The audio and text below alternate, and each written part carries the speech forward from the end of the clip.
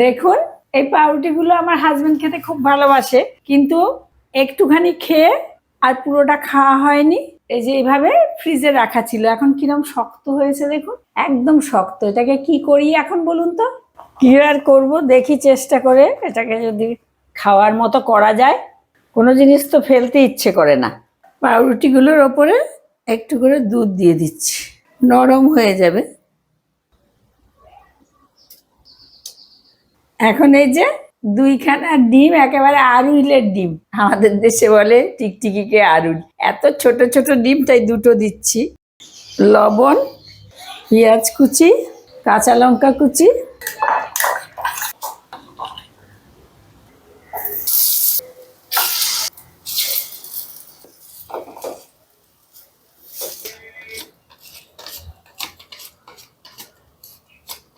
এই যে একটু মরিচ গুঁড়ো দিয়ে তারপরে পরিবেশন করে দিচ্ছি।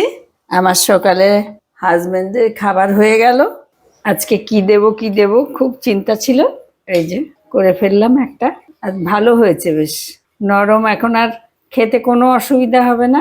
খুবই নরম হয়ে গেছে, যেরকম শক্ত হয়ে গেছিল সেরকমই নরম, সুন্দর একদম।